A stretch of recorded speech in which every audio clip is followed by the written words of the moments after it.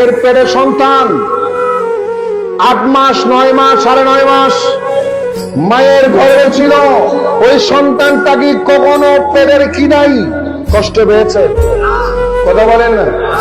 জন্মের পরে তো মা দুধ দেয় কানলে কি, আর ফেরত মার ফেরত শোয়াইবে খাদিমের সমান অভাব, ঠিক না বেটি? কোনো যে খান্দন আবাজ না খাইন্দে না ক্যা ফেরবুক ন লাগে, ফেরবুক ন লাগে লাগিয়ে তো ফেরবুক ন লাগে, ফেরবুক লাগানোর পুরনো হাতে করে না। আল্লাহ তো ফেরবুক লাগিবের আগে হারাই দেন, যখন যা প্রয়োজন তা দিচ্ছেন, না চাইলেও যিনি দেন ওনার নাম রব।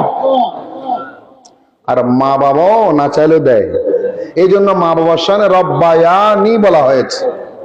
সুবহানাল্লাহ বলেন। মা বাবার থেকে ছেলে সন্তান চাই না। ওই ছেলেটা রাতের 1টা 2টা 3টা সারা রাত যদি কান্না করে দুধ পান করে, মা বাবা বসে থাকে দুধ পান করাই, ওই ছেলের চাহিদা পূরণ করে, কখনো উফ আফ বলে না, ঠিক না বেটি? এই জন্য রব্বায়ানি বলা হয়েছে। আল্লাহ রব জাতি, মা বাবা রব সিফাতি। আল্লাহ বাস্তবে হাকিকত লালন পালন করতা, মা বাবাও লালন পালন করতা, এটা মজাজি রূপক। অশিরিকের গন্ধ বুঝবেন না। মা বাবার রব্বায়ানি রব হওয়াটা মজাজি, আল্লাহ রব হওয়াটা হাকিকি। যেমন এই জন্য আরবিতে যারা গড়ে গৃহিণী, কি বলেন না, গৃহিণী, তাদেরকে রব্বুল বাইত বলে, রাব্বাতুল বাইত বলে। গৃহিণী মানে গড়ের মালিক। উনি কি আসলে মালিক না, উনি গড়কে পরিচর্যা করেন।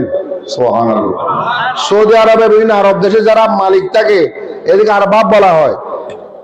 নামাকে কি বলা হয়? তা গোস্বর বাংলা কি বলা হয়? আরবাব বলা হয়। আরবাবটা রব থেকে, কোত্থেকে?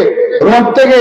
তার মানে কি তিনি কি আপনাকে আপনার রব না, উনি আপনার রূপক রব, ওনার শানে ব্যবহার করা হয়েছে। যে বলুন সুবহানাল্লাহ।